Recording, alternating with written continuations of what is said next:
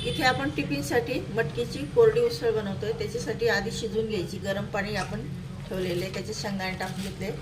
याच्यात आता ही मटकी शिजून घ्यायची आपल्याला गरम पाण्यात। इथे आपण मटकी 40-50% शिजून घेतलेली, आता काढून घेऊया। इथे आपण आता तेल टाकून घेऊया।